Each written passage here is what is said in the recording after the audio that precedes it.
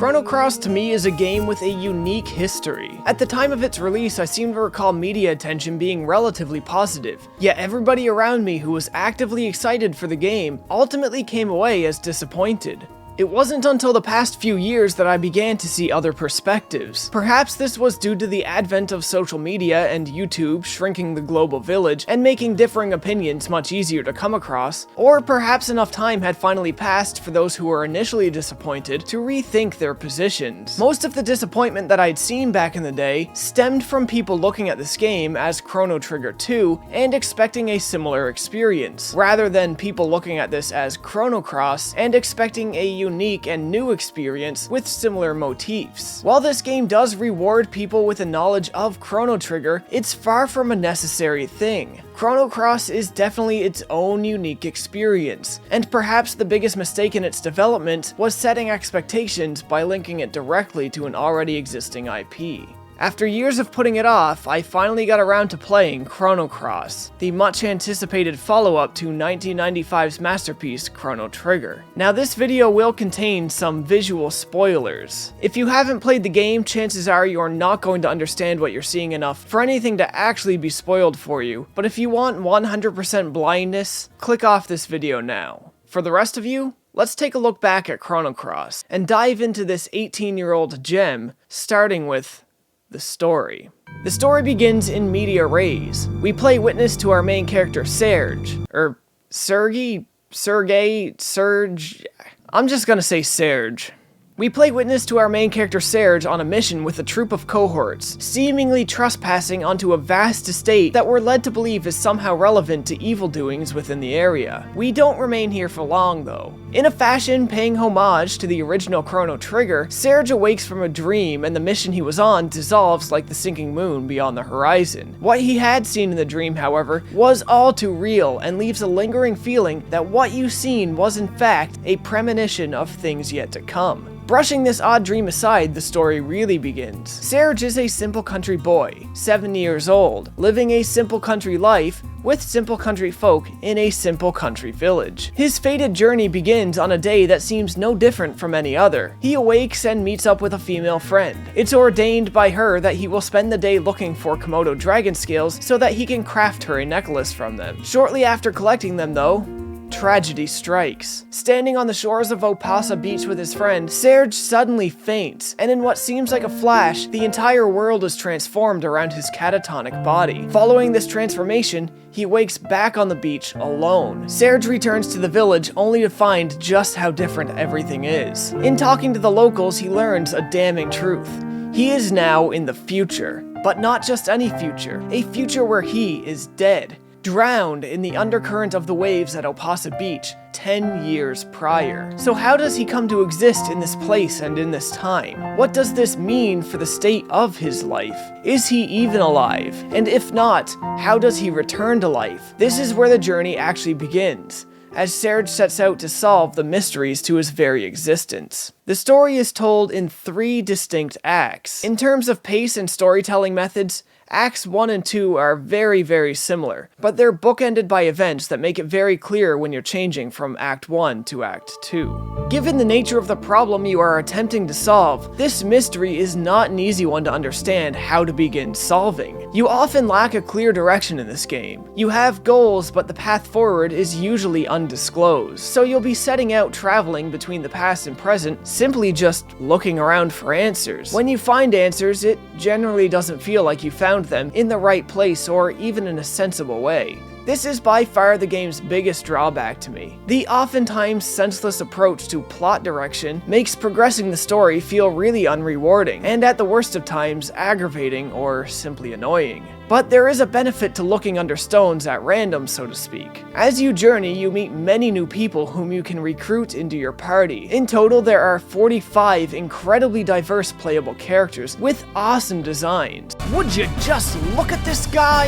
And often the story is more about them than it is about Serge and his journey alone. Serge's journey is more like a glue. that holds the story of the world and the characters together. How many characters you get is of course up to how much you explore, as well as what routes you play through the game in. Many points in the story have branching paths that will result in you recruiting some characters while losing the ability to recruit others in the process. Unfortunately, the cast is very bloated, and most recruitable people don't have that much effect on the actual plot. Their character development as well is hidden in optional content. This isn't really an issue that can be solved though, as putting character development for so many characters directly into the main plot would make the game egregiously long and unfocused. That said, for those who go out looking, you will find great backstories for most of the citizens in this world. Being able to see how these citizens and locations change between the time periods is simply fantastic as well, and creates a real feeling of unity between the timelines. Outside of character-driven stories, the writing often leans on making social statements about man's effect on the world, and it's realized beautifully through your ability to travel from one time period to the next. You can see how ecosystems change as species are pushed from their native habitats or otherwise become extinct. You can also see how cities are affected by differing socio-political rulings in different times. When you get to Act 3, the general themes of man's effect on nature and social standards is pushed aside, as is the laissez-faire approach to adventuring. Act 3 focuses a lot more on philosophical debates and has a very straightforward approach to adventuring. This is the shortest act in the game, but it has the most story that's relevant to the actual plot by a vast margin. In many ways, Act 3 feels like an almost entirely different game altogether. I definitely found the return to a more guided adventure at this point welcome, as I often found myself getting more lost than I would like in Acts 1 and 2. The story themes don't exactly gel with everything the game was doing before it, and the sudden change in pace and tonality and scope of story can be a bit jarring and hard to keep up with, but it is without a doubt the high point of this game's narrative to me, and the most intellectually intriguing. A lot happens throughout Acts 1 and 2, but a lot of it seems to have little to do with Serge's adventure, and appears as mere happenstance most of the time. However, Act 3 attempts to give every event in the game reason, and tie it all together in a manner servient to the main plot. It's a long time to wait to get to the point where it all makes sense, but it's well worth it, and the journey to get there, while frustrating and directionless at times, I found to be a pleasant one filled with interesting concepts and characters. The game also features 12 different endings, only 2 of which can be achieved on a first playthrough, but combined with the branching paths you missed on playthrough 1, that's definitely going to add a lot of inspiration to give the game a second run through. It's worth noting also that Serge, like Chrono before him, is a silent protagonist, and while I'm not too hot on silent characters personally, his existence isn't forced well enough by the cast around him to make his journey feel like an important one. The game took me just around 50 hours to complete, though a lot of that time was spent lost and exploring.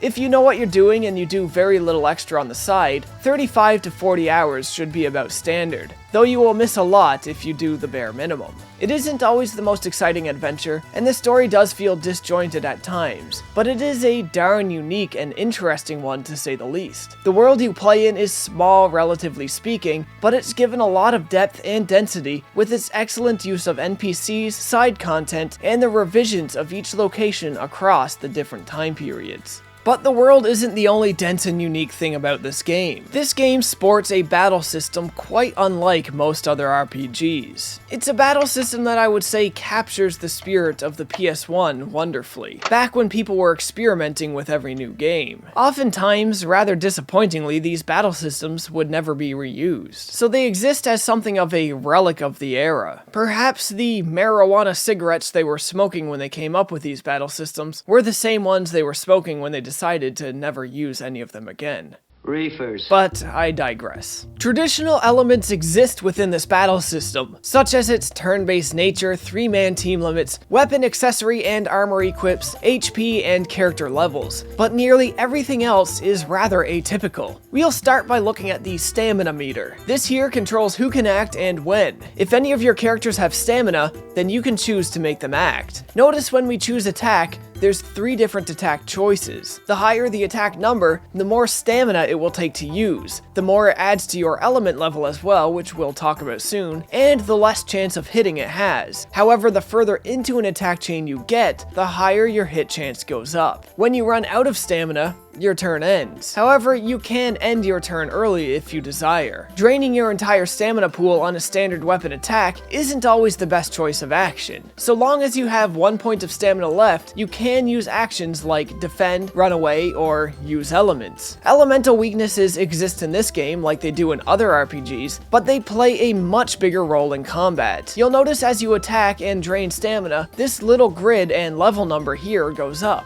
This is the aforementioned element level. This indicates what level of element you can cast. Elements are this game's magical attacks, and what elements you can cast depend on what elements you've equipped to your element grid. This grid is perhaps the most important thing in battle. Each element can only be cast once per battle, unless it's a consumable, in which case it works like an item and you can have 5 per element slot. There are no traditional items to use in battle, only elements. You can find elements throughout the world, buy them cheaply at shops, or scavenge them from defeated enemies. You'll notice each element also has a color. These colors correspond to weaknesses and strengths. White and black are good against each other, just as red and blue are, and green and yellow. This is all pretty standard stuff, but this is also where things start to get interesting. Every character has an innate color that makes them weak or strong against other colors, but every time a battle starts, you will notice the battlefield also has a color scheme, as indicated on this field chart up here. If your innate color is green, the more green there is in the field chart, the stronger all green attacks become. However, if the chart is yellow, then your green attacks become much weaker. Every time you use an element, the color is added to the field chart and displaces the oldest color there. Ideally, if you are fighting a yellow innate enemy, you'll want to turn as much of the field color to green as possible, so your green attacks do as much damage as possible and make quick work of the enemies. On top of this, there's some special, very powerful elements called summons. These can only be cast when the element chart is one solid color, and that color is also the innate color of the person casting the summon. But the field chart, of course, doesn't just work in your favor. The enemies have all the same benefits you do, and it can make for some real tough battles when the chart resonates with the enemy's innate color, especially if you have characters who are weak to that particular color. To make battles even more fun, certain elements can change your innate color, or if you desire, the innate color of your enemy, allowing you to completely change where their strengths and weaknesses lie. This is a gameplay loop I really adore, and I think it was used to pretty good effect. A lot of the game did end up feeling a bit easy, but not uncomfortably so. When it didn't feel easy, it was mostly because it had been so long since I crafted new weapons. But it definitely had its moments where it ramped up in difficulty and made you have to strategize in new and interesting ways. There are two other rather atypical things about this battle system though. You cannot change elements in battle, and of course you couldn't know what elements you need for a boss until you enter the battle and see what their innate color is. Thankfully, this game remedies that by allowing you to run from boss battles at will. You're not just locked in until the inevitable game over. You can escape, spec your team correctly, and then just try again. So many other RPGs, especially at the time, would forbid you from fleeing boss battles. I'm happy to say that this one doesn't, and if it did, it would deeply hurt the gameplay and introduce a degree of trial and error. Another atypical aspect of this game is its leveling system. XP doesn't exist in any traditional sense. Instead, encounters are tiered. Every time you overcome an encounter of a new high tier, everybody in your active party gains a mini level and receives a small stat boost. Bosses are special tiered enemies, and simply beating them will raise something called your star level. Star levels increase your stats much more than mini levels do, and extend to all of your party members, not just the active ones. This is a weird approach to leveling, but not necessarily a bad one. It puts a sort of cap on the effectiveness of grinding and ensures that you're never overleveled or underleveled for what the game is going to throw at you. In fact, weird but not bad is probably an apt way to describe this whole battle system. I really liked it. Though it took a bit to adjust to, and micromanaging elements and team members can be a cumbersome endeavor at times, it works to a pretty decent effect, and I really wish this battle system was reused and refined for another game. But speaking of refining, let's take a look at some technical aspects of this game, because while some of it holds up really well, some of it has aged a little bit for the worst. Let's start with the graphics. Some of the 3D stuff, while very detailed for the generation, can look a bit messy, and it's greatly improved with the use of some visual filters. Cutscenes for the time look great. They're kind of frequent, but not so frequent that they don't feel rewarding. The pre-rendered environments are mostly great as well. I love the designs of some of these locations and feel like no shortage of imagination was spent on them. But some areas would benefit from being handled in different ways. For instance, the waves in the background here look more like a matte painting blowing in the wind than the ocean it's meant to resemble. Menus too are a bit cumbersome to navigate and boring to look at, though the game does offer some cool dialogue boxes to choose from. Most of these issues are really easy to look past, but there was one pretty horrid design choice that consistently irritated me throughout the game. The all-important field chart is transparent, and unfortunately this means that the environment behind it will change the color being displayed to the player. I feel like this was a mistake, an unintended consequence to a design choice rather than a design choice that was made to keep you on your toes. Unfortunately, the game also tends to run a bit slow, and at times it feels unresponsive as a result. If this was an action-based game and not a turn-based one, that could be a mortal blow to its playability. But thankfully it's not, and this too ends up being easy to overlook. The game does support analog controls, though I found them hard to use. The controls were designed with a D-pad in mind, so each screen has directions oriented slightly differently. Where pushing up on the D-pad might make you travel north on one screen, it will send you northeast or northwest on another. This is done so that players aren't forced to hit diagonals with a 4-button D-pad all the time, and as such simply made it easier to use the D-pad rather than the analog stick, where a compensating control scheme like this makes no sense and is much harder to adjust to. The sound effects in the game are pretty well the standard for the time, but the music is simply wonderful. Of course, I would expect nothing less from the great Yasunori Mitsuda.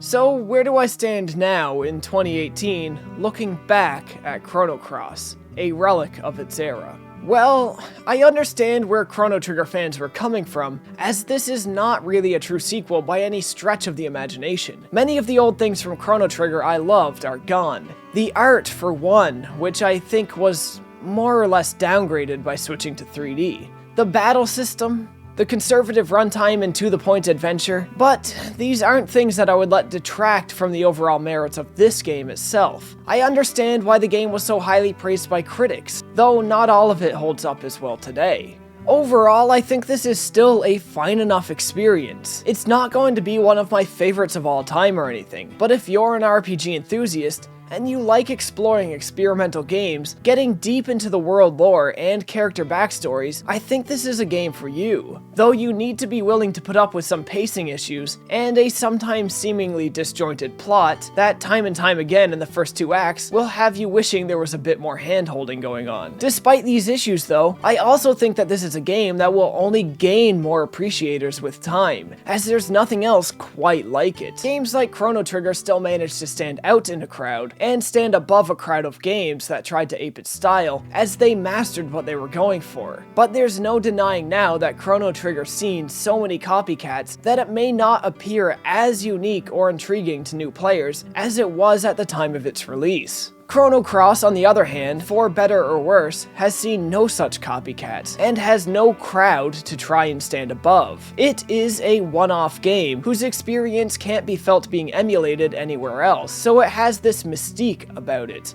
this sense of intrigue. Despite being nearly 20 years old, it still feels fresh because nothing has done a good enough job taking what made this game unique to displace or degrade this game's position in RPG history. Though I have some hang-ups with it, my experience was mostly pleasant, and exploring this unique old gem is something I would recommend others do at their convenience. Hell, it's not like it's hard to get a copy. You can still buy brand new greatest hits copies from Square Enix's website for $15. That's where I got mine a few years ago, and it felt pretty darn cool peeling the plastic off a PS1 game for the first time in over a decade. And if you want any more convincing, Chrono Cross has many lessons to teach, not the least of which is, of course, that behinds are to be respected. And that's where I'm going to leave this unique old gem. It took me far too long to get around to it, but ultimately I'm glad that I did. If you guys found this video helpful or useful at all, or even a little bit entertaining, like, comment, subscribe, and share the video if you can. If you really like the video, by all means consider supporting the show on Patreon for as little as $1 a month, where you get videos like this one early. As always, folks,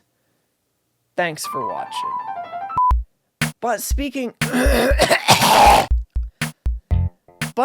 of refining... And furthermore, Susan, I wouldn't be the least bit surprised to learn that all 4 of them habitually smoke marijuana cigarettes. Reefers. For the rest of you, let's dive into this 18-year-old behind